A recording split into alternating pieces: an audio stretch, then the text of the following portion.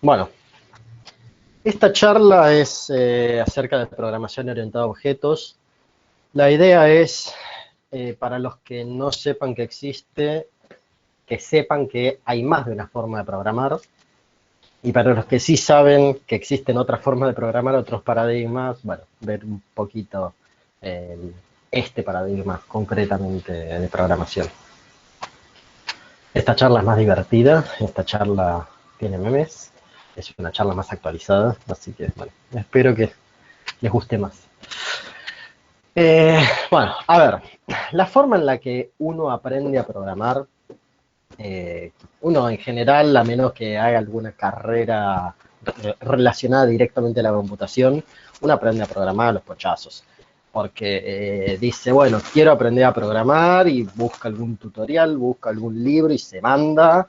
O porque alguien le dice, che, hay que hacer esto, tenés este código, entendelo, correlo, modificalo.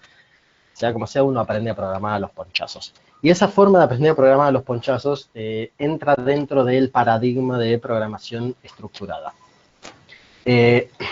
Lo que uno hace cuando hace eso es darle órdenes directas a la computadora, cada línea es una orden. El código en general tiene una lectura lineal, o sea, leo esta línea y después leo esta línea y cada una de las líneas son órdenes. Una forma de simplificarlo un poco es segmentando un código en funciones, agregar funciones para simplificar la comprensión, pero en última instancia es una orden tras otra, ¿sí? Una pequeña aclaración, ningún paradigma de computación de programación hace algo distinto a esto. En última instancia, lo que puede hacer una computadora es entender orden tras orden. Pero la forma en la que uno escribe código y la forma en la que uno interpreta código, eso es lo que puede variar. Supongamos que tenemos este código. Tenemos un código donde nos dice si una edad es mayor a 18, menor a 18. Si es mayor a 18, hace tal cosa. Si es menor a 18, hace otra. Primero analizó esto y después siguió por esto y siguió haciendo las acciones. O por ejemplo, un código que se fija... ¿qué se fija eso? Solamente esto. Que se fija si un número menor a 100 es primo o no. Bueno, mentira, para que acá hay solamente dos primos. 4 primos, perdón. Pero en última instancia, la idea, la lógica detrás de este código es ejecuta esta instrucción, después la línea 5, después la línea 7, hace el loop las veces que tenga que hacerlo y actúa, ¿sí? Una instrucción tras otra. Cada línea es una instrucción. La idea de la programación orientada a objetos es pensar que uno construye objetos, distintos objetos, y que lo que va sucediendo a lo largo del código es una interacción, un intercambio de mensajes entre distintos objetos, ¿sí? Insisto, en última instancia siempre va a ser estructurado porque la computadora lo único que puede hacer es entender línea por línea, pero la forma de programarlo, la forma de encararlo es distinta. Cada uno de estos objetos tiene un estado, que son básicamente las propiedades que tiene ese objeto, tiene un comportamiento, que es cómo reacciona frente a una interacción con otros objetos, y tiene una identidad, que lo más fácil de entender la identidad es pensar en gemelos. Distintos objetos pueden tener idénticos estados y el mismo comportamiento, pero cada uno es un objeto en sí mismo. Los gemelos tienen el mismo color de pelo, los mismos ojos, lo mismo todo, pero son dos personas distintas. Cada uno tiene su identidad. Y entonces, los objetos van a tener ciertas propiedades, que se llaman atributos, que son los datos asociados a ese objeto. Y van a tener métodos, que son las formas en las que va a trabajar con esos datos, las formas en las que va a interactuar con otras cosas. En última instancia, los atributos van a ser las propiedades del objeto y los métodos van a ser funciones asociadas a ese objeto. Y el objeto puede modificarse a través de sus propios métodos, o sea, se modifica a sí mismo, puede modificar sus propios atributos, sus propias características a través de sus propios métodos. ¿Cómo creamos objetos? Bueno, los creamos con clases. Las clases son los blueprints de los objetos, ¿sí? Son el concepto abstracto detrás de un objeto. Por ejemplo, un objeto abstracto es un ser humano y un objeto concreto soy yo específicamente, ¿sí? Un objeto abstracto puede ser un mamífero, pero un objeto concreto no es un ser humano como concepto, es un humano particular a lo sumo, ¿sí? Podría suceder, podríamos decir que el concepto abstracto es un mamífero y el objeto concreto es un león, pero no un león, la idea de león. La idea de león sigue siendo abstracta, sino el león Pepe que, bueno, está encerrado acá a 3 cuadras de acá, por ejemplo. Tiene que ser un objeto concreto, ¿sí? Y este paradigma de programación orientada a objetos tiene básicamente 4 características, 4 axiomas. Tiene básicamente 4 axiomas, se podría decir, que son el de composición, el de encapsulamiento, el de herencia y el de polimorfismo. Bueno, la composición lo que nos dice es que la forma natural de crear objetos es construyéndolos a partir de objetos ya existentes, ¿sí? Entonces, un sistema complejo se compone de subsistemas más simples. Por ejemplo, nosotros tenemos aquí un objeto que es director, un objeto que es violín, otro objeto que es violín, otro objeto que es cello, otro objeto que es flauta y otro objeto que es fagot. Y nosotros podemos crear un objeto orquesta a partir de distintos objetos más pequeños, ¿sí? Si queremos crear un objeto avión, podemos crearlo a partir de un objeto motor, 2 objetos o más alas, un objeto hélice, ¿sí? O sea, son objetos que ya están creados que ayudan a crear un objeto más grande, ¿sí? Y estos objetos más pequeños pueden ser atributos de los objetos más grandes, ¿sí? Director podría ser un atributo de orquesta, por ejemplo. Encapsulamiento se refiere a poder tratar ciertos objetos como cajas negras. O sea, que el usuario no puede acceder a ciertos métodos o a ciertos atributos de una clase, ¿sí? Se llama encapsulamiento al ocultamiento de ciertas cuestiones, ¿sí?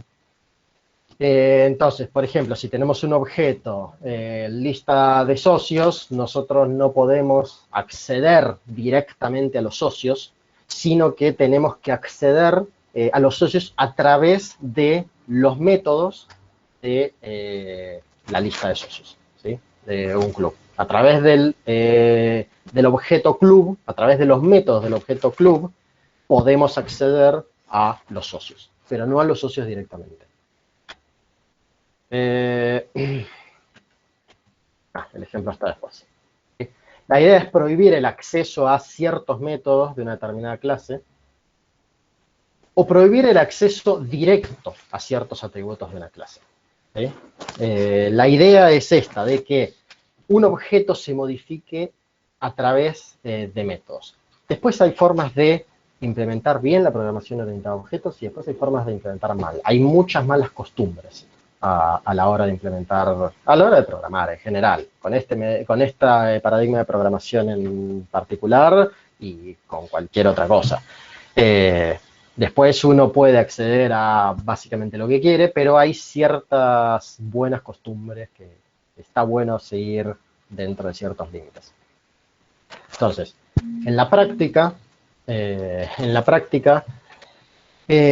uno puede elegir qué métodos y qué atributos, qué propiedades sean privados, ¿sí? Solo puede acceder el objeto a través de sí mismo y no un usuario externo, ¿sí?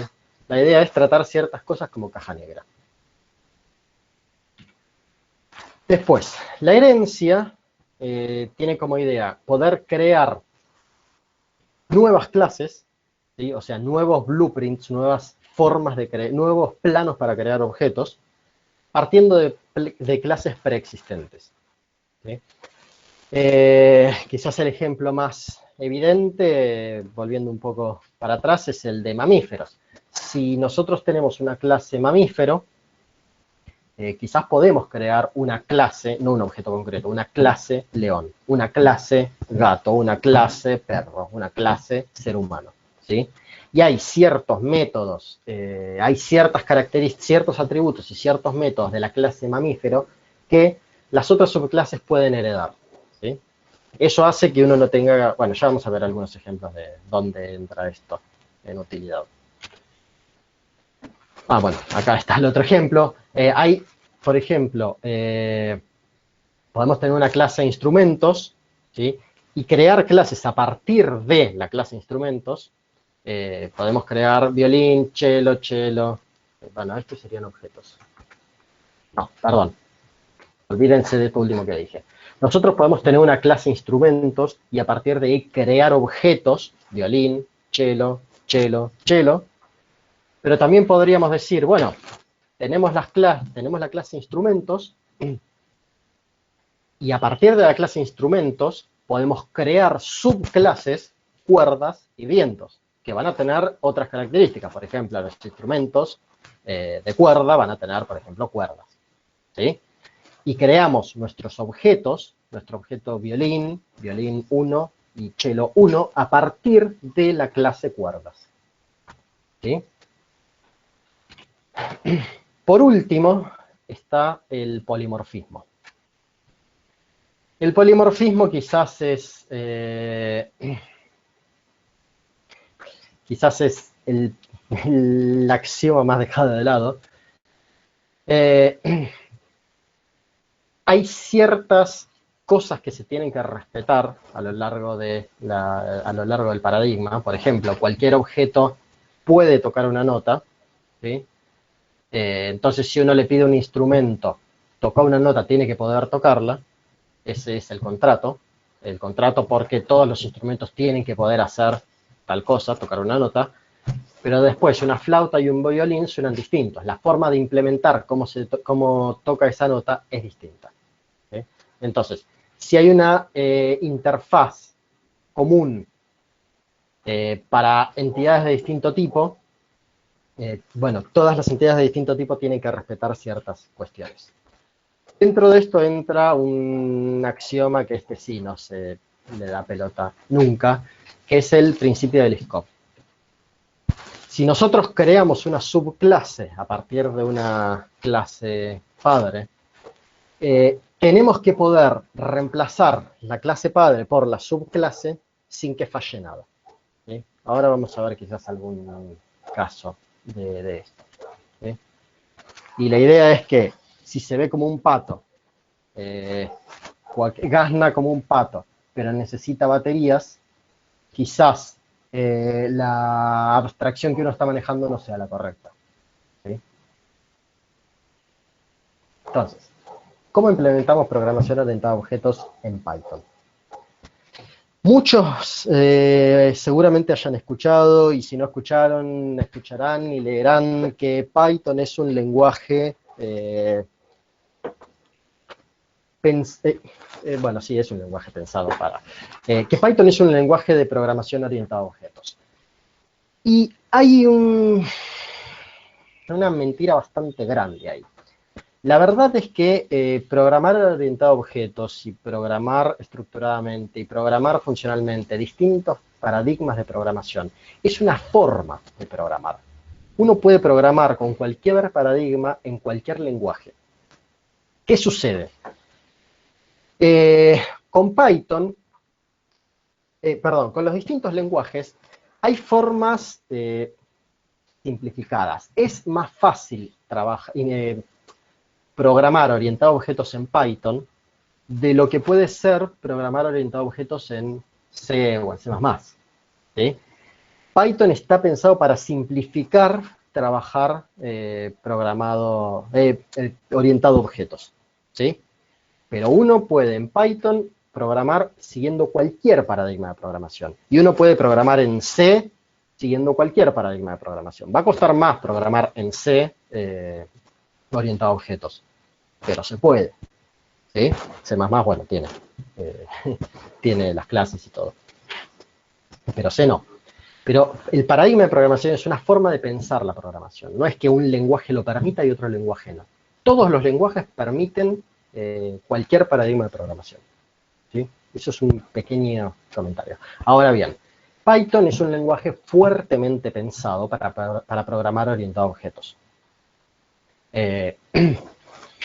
La forma de implementarlo es, como ya les he mencionado, con clases. Acá en este código estamos creando una clase flauta. Recuerden, la clase es el plano para crear objetos. Este es el blueprint. Acá no creamos ningún objeto, no hay ninguna flauta. Tenemos simplemente el plano para poder crear una flauta.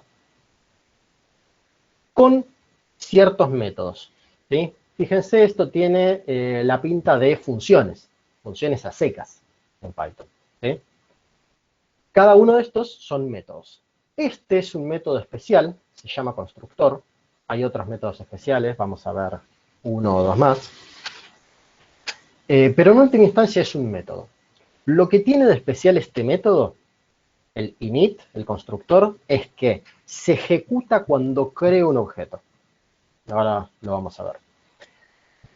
Entonces, en general a esto se lo llama constructor, es uno de los métodos built-in, o sea, que vienen ya por defecto. No esto que hace, sino esta función init. Ya existe de prepo una función init. Y tenemos otros métodos que vamos creando nosotros. Funciones, cosas que pueden hacer. Entonces, una flauta, cuando tengo un objeto flauta, puede tocar y le podemos preguntar el estado. ¿Sí? Si está rota o si está en buenas condiciones. Y tocar, bueno, acá lo que va a hacer es tocar una nota y agregar 1 a la cantidad de veces que se toca una nota. ¿Sí? Entonces, al crear un objeto, acá estamos importando la clase flauta de el archivo orquesta. Nosotros recién acá estamos creando... perdón. Sí, gracias por la aclaración, eso es importante. Lo que va acá, cuando uno crea una clase, este es el nombre de la clase flauta, y lo que va acá entre paréntesis es la clase padre, la clase de la cual hereda. La clase más básica, la que tiene prácticamente nada, es la clase object. ¿Sí? Object tiene ciertos métodos built-in, por ejemplo, tiene el método init y tiene otros métodos similares, pero es la clase más simple. ¿Sí? Todas las clases se crean como mínimo de la clase object. Si nosotros creáramos flauta a través de una clase instrumento, sería flauta y entre paréntesis instrumento. ¿Sí? Y bueno, van a pasar un par de cosas que ahora prontamente veremos. Escribir object acá no es obligatorio. Cuando googleen se van a encontrar con que de repente aparece escrito directamente class flauta, paréntesis, paréntesis, 2 puntos. Object no está puesto. Eso es porque por defecto, si no aparece nada, Python entiende que se crea a partir de la clase object. Es una buena costumbre escribir object porque nos recuerda más fuertemente de dónde está heredando las cosas la clase flauta.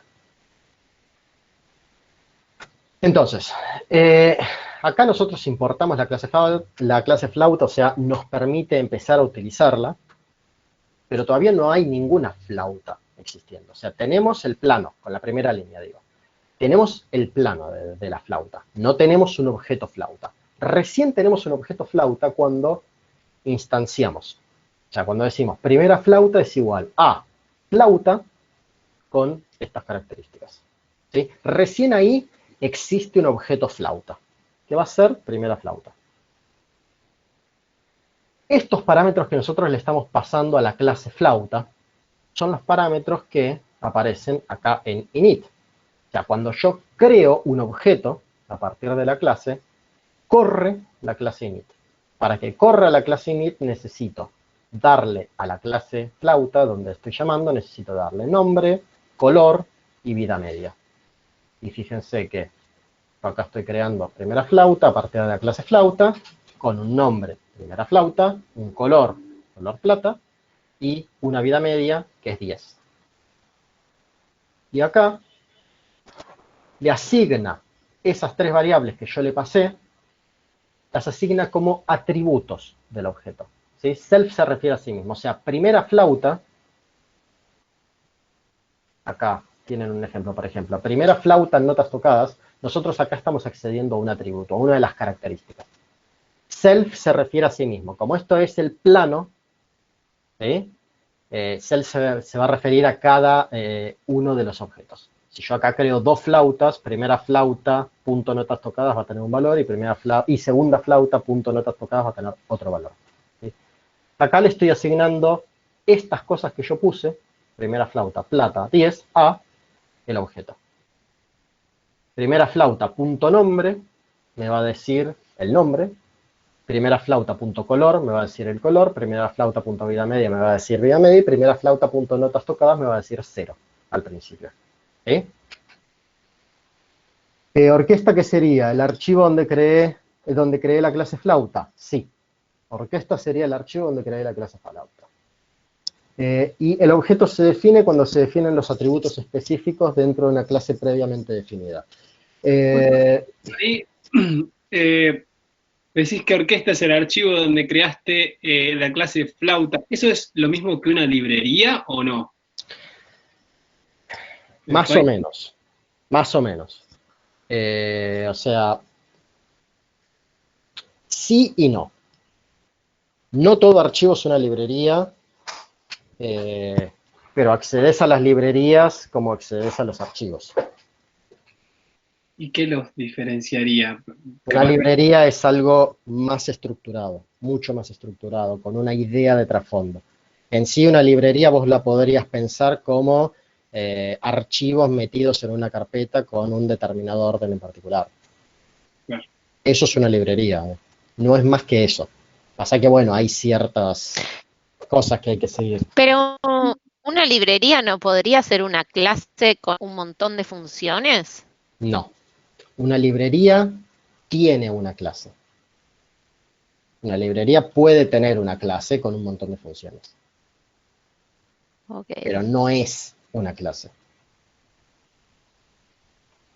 ¿Sí? A ver. Sí, sí, eh, ok. a ver. Lo más natural es pensar en las librerías. O sea, uno naturalmente cuando lee from orquesta import flauta, uno dice, listo, orquesta es una librería. Y estoy importando flauta de orquesta. ¿Sí? Se puede pensar de esa manera, pasa que eso es sacarle muchas características a una librería. Esta es la forma de acceder a la clase flauta, a una función, una clase, una variable, lo que sea, llamado flauta, dentro de un archivo llamado orquesta. ¿Sí? Uno cuando accede a una librería está accediendo a archivos concretos, estructurados de determinada manera, con todo un orden particular, que por ejemplo permite que en NumPy ponga numpy.array. No sé qué. ¿Sí? Está estructurado todo de una manera, pero en última instancia no dejan de ser archivos y yo no estoy haciendo otra cosa más que acceder a ciertas funciones, ciertas clases, ciertos atributos dentro de archivos, dentro de los archivos que componen una librería. ¿Sí? Decir que cualquier cosa es una librería, decir que acá orquesta es una librería, es rebajar la librería, quitarle características a la librería cuando no hace falta. Acá simplemente estoy mirando el archivo orquesta, que está donde estoy yo parado, y importando la clase flauta. No estoy haciendo más que eso. ¿Sí? Bueno, bueno, acá estoy creando el objeto primera flauta a partir de la clase flauta con estos atributos. Y si quiero acceder a los métodos, voy al objeto, que es primera flauta, y pongo el método, punto, tocarla. ¿Sí? Esto también puede confundirlos con el tema de las librerías. La librería tiene toda una estructura mucho más compleja. Uno a veces está accediendo métodos y a veces está accediendo a cosas más grandes en el caso de una librería. Acá estamos simplemente accediendo a métodos, ¿sí? A funciones dentro de una clase. Una librería no... Podés muy grandemente pensarlo como una clase. Sí, creo que Julia lo había mencionado en un momento. Podés muy grandemente pensar que es una clase. Hay ciertas diferencias. ¿Sí? Pero bueno, a estas funciones accedes más o menos de la misma manera. Bueno, accedemos al método tocar, tocarla, lo que hace es correr este pedazo de código, e imprime en pantalla, flauta tócala. Volvemos a acceder a que toque sol, flauta toca mi. Bien, perfecto, nos fijamos el estado, nos dice la flauta está sana. Fíjense que al tocar fue variando el atributo notas tocadas, ¿sí? Y entonces cuando imprimimos en pantalla notas tocadas, nos aparece 3, que son estas 3 notas que tocamos. ¿Sí? Porque fue variando acá. Es importante cuando uno crea el objeto, cuando uno está escribiendo la clase, perdón, es importante esto. Es decir, self.nombre igual nombre. Si yo no pongo esto, ¿sí? Si yo pongo definite self, nombre, color, vida media, y acá no pongo nada, no sabe que primera flauta.nombre va a ser nombre. Yo acá le estoy diciendo, estos son los parámetros de entrada. Vos hacés lo que te parezca. ¿Sí? Yo acá estoy diciendo que self, ¿sí? O sea, primera flauta en este caso, punto nombre, va a ser el parámetro de entrada que le puse acá. ¿Sí? Y una aclaración, porque muchas veces viene esta pregunta, esto y esto no tienen que llamarse de la misma manera. A esto le puedo poner a esta variable le puedo poner a esta variable le puedo poner b, y a esta variable le puedo poner c, y decir self.nombre igual a, self.color igual b, self.vida media igual c. ¿Sí? No hay razón para que tengan el mismo nombre. Tienen el mismo nombre por una cuestión de orden propio, pero en sí no hay razón para que tengan el mismo nombre. Esto es una variable que yo le estoy dando como entrada, en este caso es primera flauta, y esto es el nombre del atributo. ¿Sí? El nombre de la propiedad. Perdón, hay preguntas que me van a quedar sueltas, después las iremos contestando. Bueno, veo que ahí se respondió. Sí, la orquesta es un .py, es un archivo .py. No hace falta poner from orquesta.py. Que está en el mismo lugar donde yo estoy parado, donde abrí el programa que corre este archivo de Python. Bueno, veamos un poco el tema de la herencia. Supongamos que tenemos las clases flautas, que nos permite crear objetos flautas, y la clase violín, que nos permite crear objeto violín. Si comparamos estas clases, vemos que son prácticamente idénticas, ¿sí? Hay muy pocas cosas que cambian. Cambian, bueno, en este caso, obviamente, tocar y estado son funciones muy simples, pero en última instancia cambian en que acá dice flauta, acá dice violín, ¿sí? Pero toda esta primera parte es idéntica. Entonces, si yo quiero crear 10 instrumentos distintos, si yo quiero tener planos para 10 instrumentos distintos, ¿tengo que repetir lo mismo todas las veces? Bueno, no. Para eso, justamente porque no queremos hacer eso, es que uno va a utilizar la herencia. Uno puede crear la clase instrumento, que va a tener ciertas características, va a tener este constructor, ¿sí? Y va a tener esta función, este método tocar.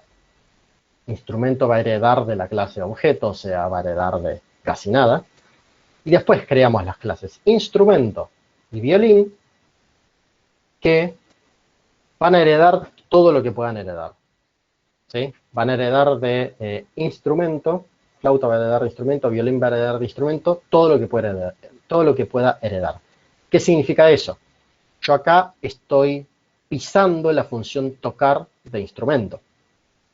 ¿Sí? Entonces, cuando yo ponga Y cuando yo diga primera flauta igual flauta, o sea, cree un objeto flauta, y ponga tocar, va a correr esta función. Va a correr la función de la clase con la que se pudo construir a partir de la clase flauta. No va a utilizar esta. ¿Sí? Va a ir al método propio de su clase.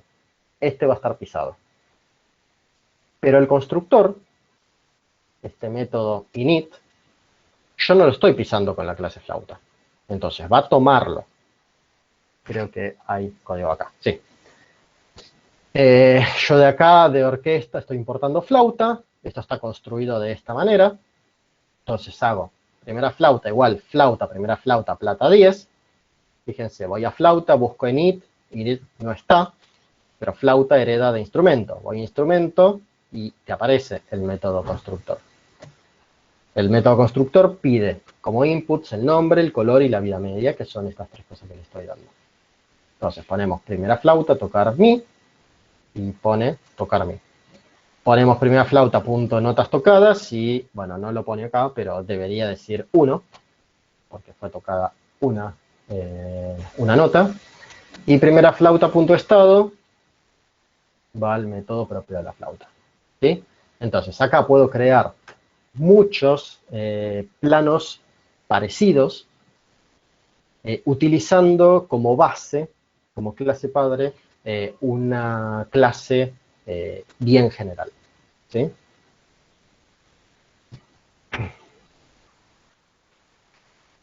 Para el encapsulamiento, uno podría decir, yo no quiero que un usuario que está corriendo este código tenga acceso a la cantidad de notas tocadas. ¿Sí? Yo no quiero que yo acá podría decir, primera flauta, punto notas tocadas igual 10. Podría modificar ese atributo perfectamente desde acá. No es una buena costumbre, pero podría hacerlo. Pero quizás estamos en una situación en la cual es más peligroso tocar las cosas, los atributos de los objetos de esa manera.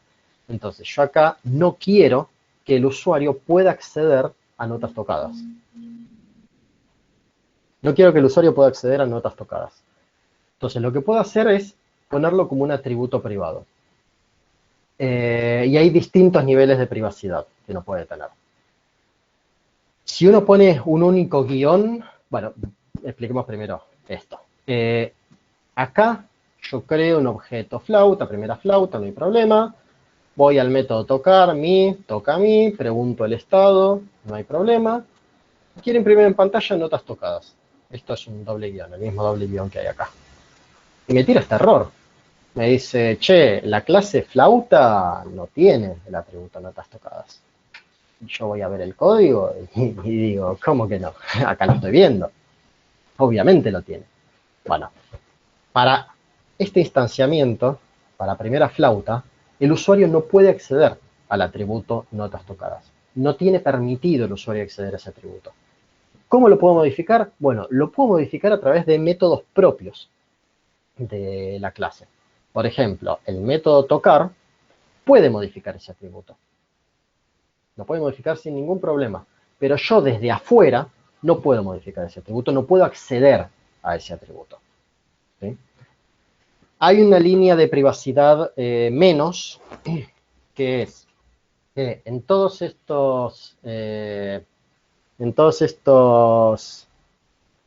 me sale la palabra, en todos estos ambientes de programación interactiva de Python, por ejemplo, las notebooks de Jupyter o IPython en este caso, si uno aprieta 2 veces Tab, por ejemplo, si estamos, se los muestro. Si uno aprieta 2 veces Tab, aparecen las opciones de autocompletado. Acá. Pónganse que acá importo el paquete NumPy.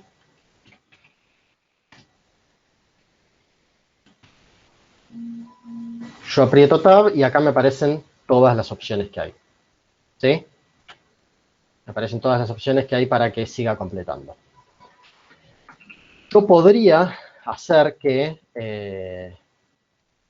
no me aparezcan todas las opciones. Para eso, justamente, está la posibilidad de poner un solo guión bajo. Si yo pongo un solo guión bajo, cuando aprieto Tab para que autocomplete, no me aparece la opción notas tocadas. Pero si yo pongo primera flauta, punto, guión bajo, notas tocadas, voy a poder acceder a ese atributo. ¿Sí? Si le pongo dos guiones bajos, no puedo acceder a ese atributo. Desde afuera, insisto, desde afuera. Dentro del método, por ejemplo, dentro del objeto, dentro de la clase, por ejemplo, con el método tocar, puedo modificarlo sin problema. ¿Sí?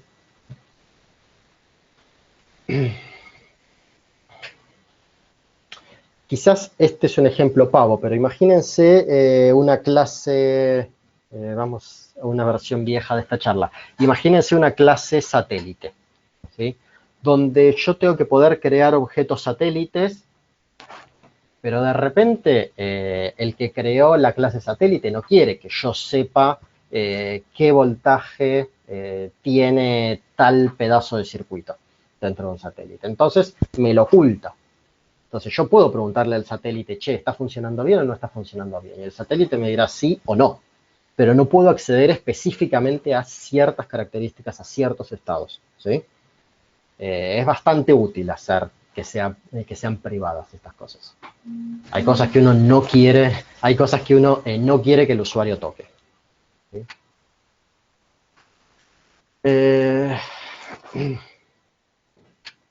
Para acceder a los atributos, la forma más correcta de hacerlo, insisto, fíjense cómo lo hicimos antes. Antes accedimos a los atributos directamente poniendo primera flauta.notas tocadas y pudimos acceder sin problemas. La forma más correcta de hacerlo es crear métodos que nos devuelvan los atributos que nosotros queremos. O sea, no poder acceder directamente a los atributos, sino acceder a ellos a través de métodos. Acá, en general, muchas veces uno va a encontrar un método que es getTanto, que es un getter. Lo que hace es darle, ofrecer al usuario, mostrarle al usuario el valor de tal atributo, pero uno llega a ese atributo a través de un método. Entonces, con el método getNotasDetectadas, que lo único que hace es imprimir en pantalla el atributo notas tocadas, nosotros podemos acceder a ese atributo. ¿Sí? Esta es una buena costumbre. Esto en general uno no lo hace, pero esta es la mejor costumbre. No poder acceder directamente a los atributos, sino acceder a los atributos a través de métodos. ¿Sí? Eso es lo más correcto. Y un extra, creo que ya estamos al final. Acá, como les mencioné, hay ciertos métodos que vienen de base, que se heredan de la clase Object. Uno de ellos es el constructor. Otro de ellos es el método que corre cuando uno le dice a un objeto imprimite en pantalla. Si nosotros creamos este objeto, primera flauta, a través de la clase flauta, etcétera, etcétera, le decimos imprimir en pantalla primera flauta, lo que nos aparece es este pedazo de código. Esta línea. Nos aparece este pedazo de información. Este pedazo de información tiene bastante información. Nos dice un par de cosas de la clase de donde viene, nos dice en qué lugar de memoria en la RAM está puesto, si no me equivoco. Pero de repente uno podría querer que cuando le digo a primera flauta que se imprima en pantalla, aparezca otro texto. Bueno, para eso está el método built-in de str. ¿Sí? Este método es el que actúa cuando uno le dice al objeto imprimite en pantalla. Entonces, object lo que hace es imprimir esto. O sea, el método heredado lo que hace es imprimir esto. Si nosotros lo pisamos y le ponemos, cuando te pidan que te imprimas en pantalla, retorná este texto, este instrumento es una flauta. Nosotros pisamos el método heredado de object y ahora... sí, bien. Y acá cuando le pedimos a primera flauta que se imprima en pantalla, nos aparece este instrumento es una flauta. ¿Sí? hay muchos métodos built-in heredados de Object.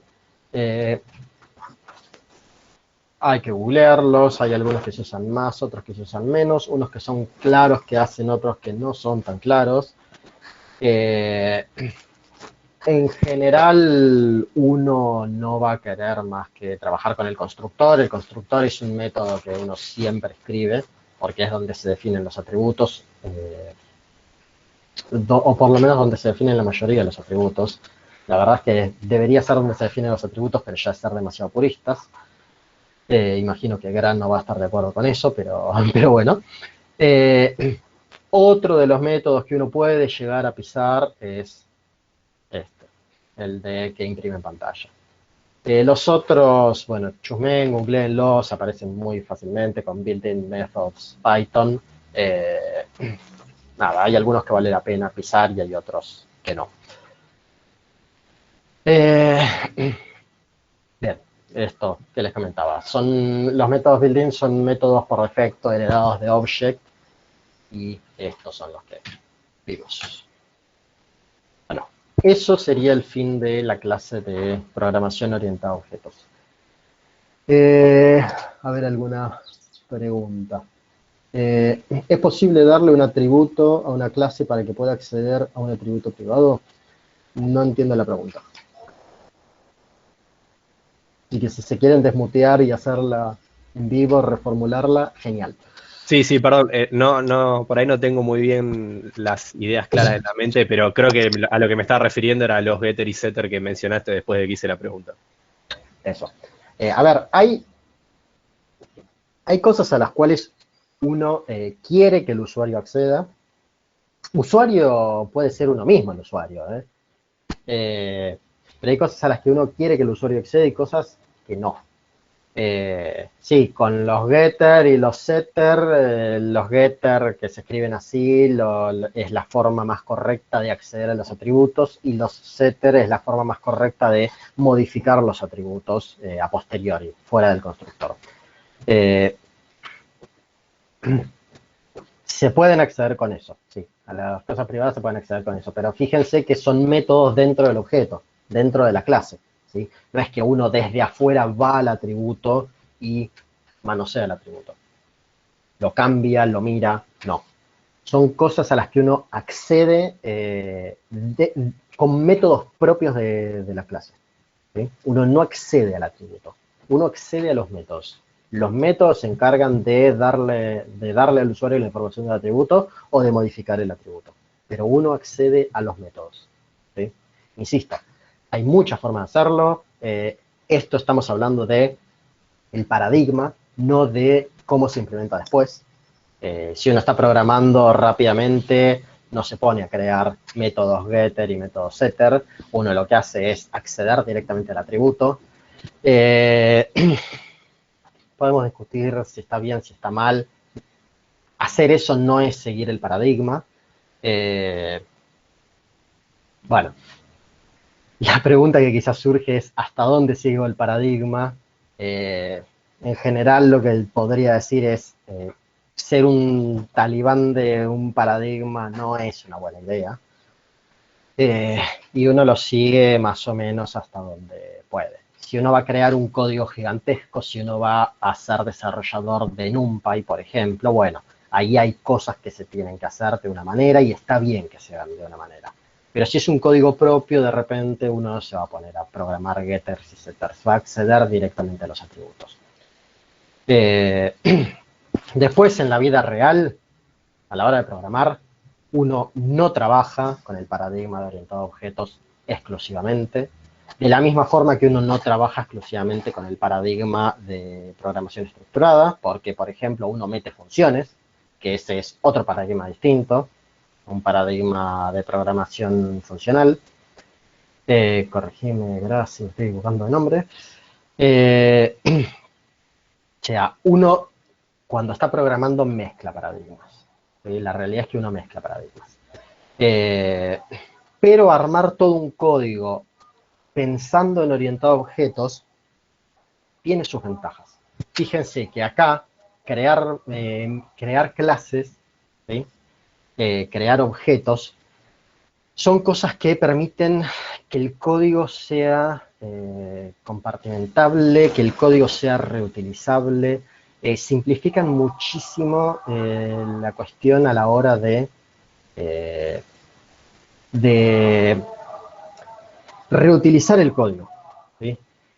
Escribir programado y orientado a objetos es algo que lleva tiempo aprender, lleva tiempo acostumbrarse, es muy difícil al principio. Va un poco en contra de la filosofía. Perdona, luego te interrumpo un poco porque ahí están preguntando un poco sobre los criterios, Demian, perdón. Fíjate si puedes comentar algo. Sí.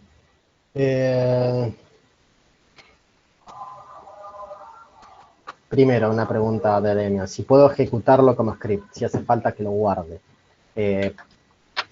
¿Podés ejecutarlo directamente como script?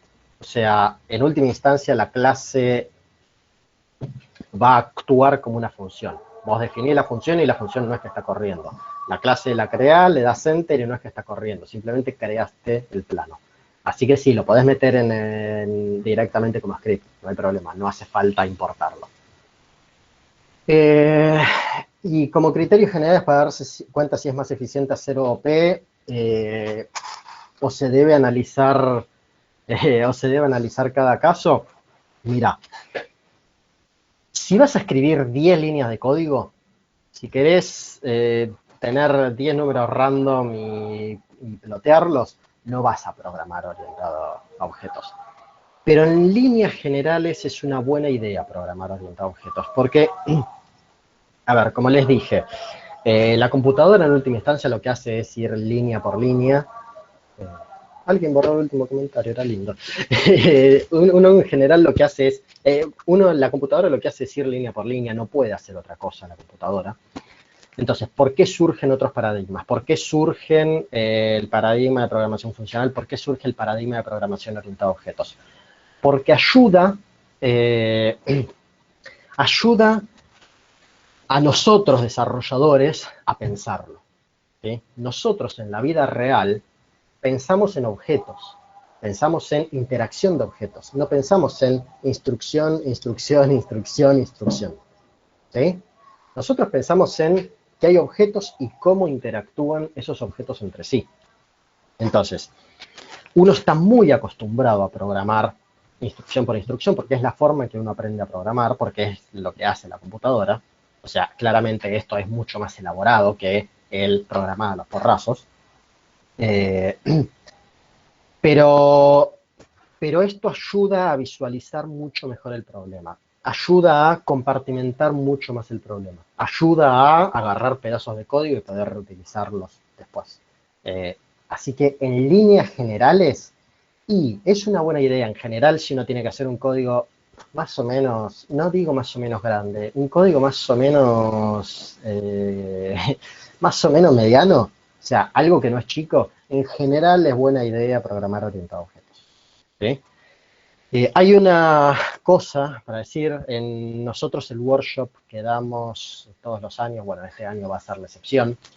Acá el curso es una versión achicada del workshop que damos. En el workshop nosotros estamos 2 semanas, donde la primera semana damos todas las clases que nos vamos a dar, básicamente, y la segunda semana los participantes tienen que llevar adelante un proyecto. Nosotros les proponemos ciertos proyectos para que desarrollen, y ellos tienen que llevarlo adelante. Y tienen que llevarlo adelante, obviamente, implementando las cosas que fueron aprendiendo a lo largo del curso. Todos los proyectos tienen que implementar programación orientada a objetos.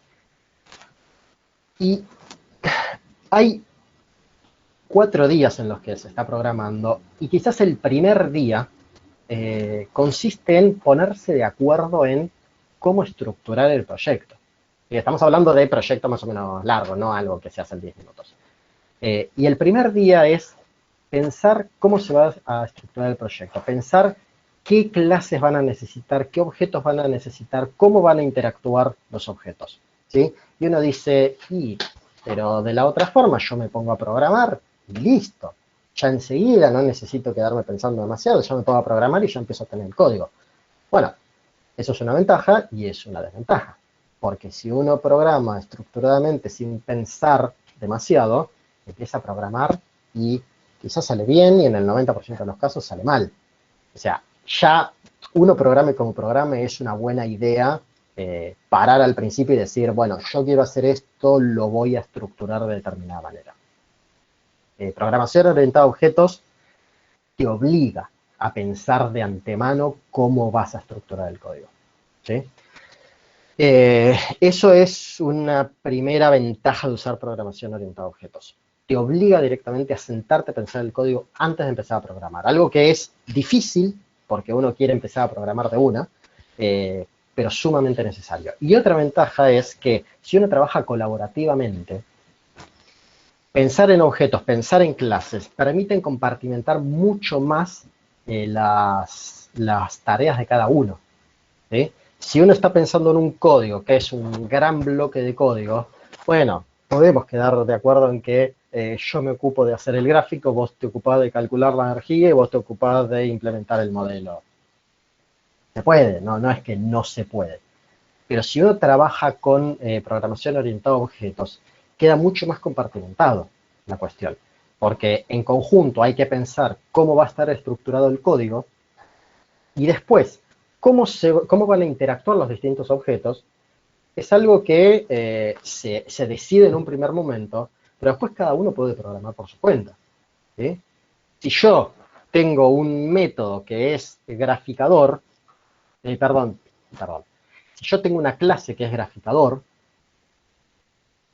y nos ponemos de acuerdo en que esa clase lo que tiene que hacer es recibir datos y escupir un gráfico a partir de un método, escupir un gráfico que tenga tal formato, bueno, después yo la clase que es graficador la genero, la programo como quiero. Nos tuvimos que poner de acuerdo, tuvimos que hacer un contrato no en papel, un contrato verbal, un contrato de programación de vos me vas a pasar tal cosa y yo voy a devolver tal cosa. ¿Sí? Pero cuando nos ponemos de acuerdo con eso, que en programación orientada a objetos es obligatorio, en última instancia, cómo van a interactuar los objetos entre sí, después vos escribís el código como a vos se te ocurre, haciendo las cosas que se te ocurran, sabiendo que yo te voy a pasar tal cosa y vos me tenés que devolver tal otra. Punto. Nos ponemos de acuerdo en los tiempos. Después, para mí, lo que vos hiciste es una caja negra. ¿Sí?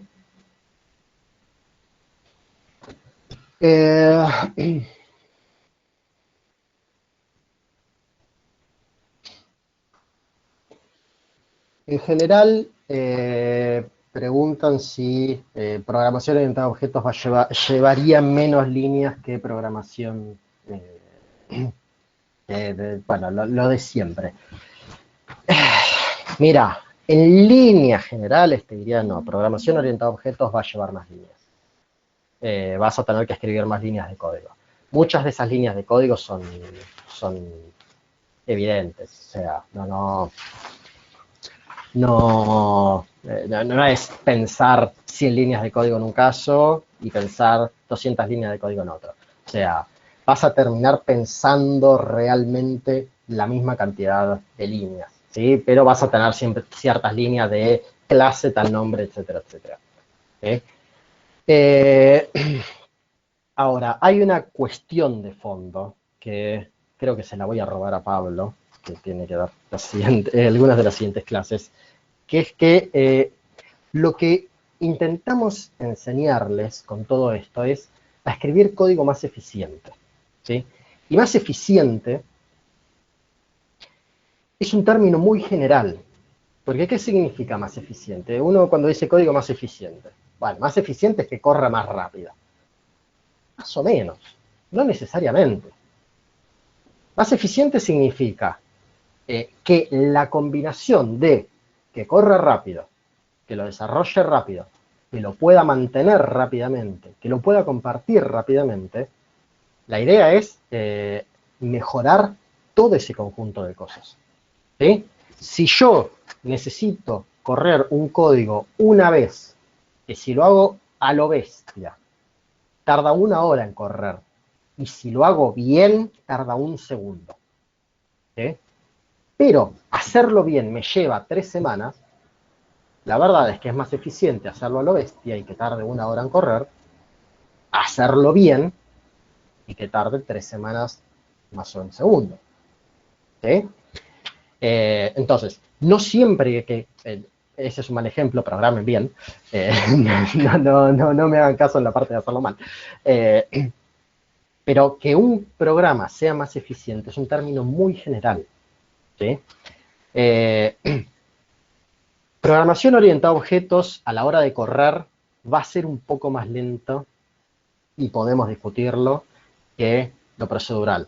Si lo procedural, la forma de programar de siempre, está bien hecha. Siempre las cosas están bien hechas. Va a ser un poco más lento, va a correr más línea, va a tener más líneas de código. ¿Sí?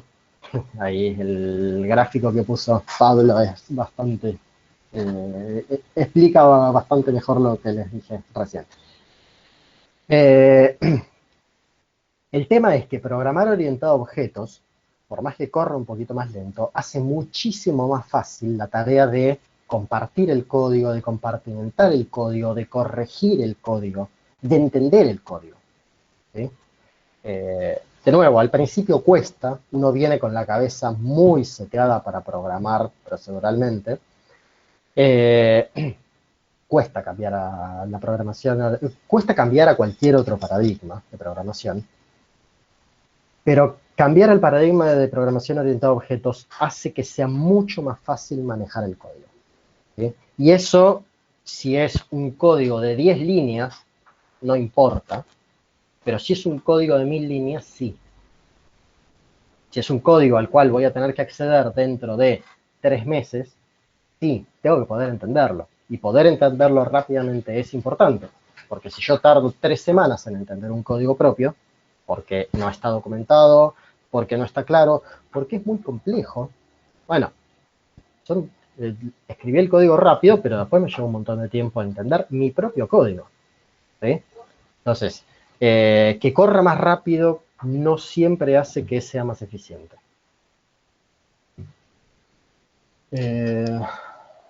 ¿Alguna otra pregunta entre las que hicieron que no contesté porque me quedaron arriba?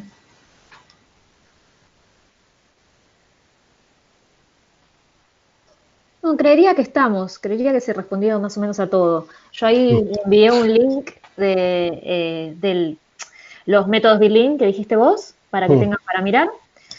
Y no sé si querés decir algo más o hablar un poquitito sobre los ejercicios y eso. Bueno, ejercicios esta semana hay de Git y de programación orientada a objetos. El de programación orientada a objetos todavía no se los vamos a pasar. Se los vamos a pasar después para acá por Slack, porque quiero modificarlo un poco. No les quiero pasar el que tenemos porque suelen surgir... Sí, ahora les paso la consigna, les paso la página de Git directamente con las instrucciones para los ejercicios, digamos, para los de Git y para los de OP más tarde. No les quiero dar el ejercicio de OP que solemos tener porque siempre surgen muchas dudas. De nuevo, no es un tema del todo simple. Que no es lo mismo tener que hacer las consultas a distancia a tener que hacerlas presencialmente. Esto en general suele ser presencial. Entonces, voy a pasarles después un ejercicio simple de OP donde la idea es que practiquen un poco todo esto que les anduve comentando. Y en todo caso, después sí les paso el otro ejercicio como para que lo miren. ¿Sí? Pero... digamos, que lo obligatorio sean los ejercicios simples y que no surjan dudas innecesarias, dudas que no les van a permitir practicar programación orientada a objetos, porque surgen dudas de cómo es la implementación. ¿Sí? Así que eso lo voy a terminar de preparar entre hoy y mañana, cuando tenga preparado el nuevo ejercicio, se los paso por acá por el canal de Slack, lo sube Ceci al campus. Sí, un comentario. Yo después voy a subir en el campus actividad, o sea, voy a poner como actividad para entregar, donde después cada uno va a subir su usuario de GitHub o el notebook en el caso del primer ejercicio que hicimos, etcétera, porque me exigen desde posgrado que ponga las actividades ahí, porque ahí yo le puedo poner si está entregada o no está entregada, que después, como al final la evaluación va a ser a partir de las entregas de actividades, nada, queda todo grabado en el campus. Así que eso denme tiempo porque las tengo que arreglar. Mientras tanto ustedes vayan trabajando y las dudas que tienen nos van consultando. Pero después yo voy a acomodar todo para que tengan el espacio oficial para subir sus ejercicios. Los ejercicios ahora se los vamos a estar pasando a través de GitHub. A ver si lo tengo acá a mano. Ah, está en la página del workshop. Está. En un segundo, no me revisen la computadora. Estoy compartiendo pantalla, sí.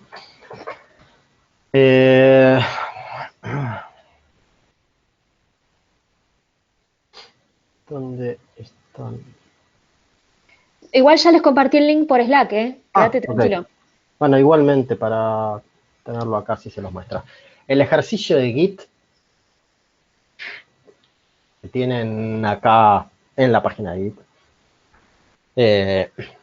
las instrucciones para hacerlo. ¿Sí? La idea es que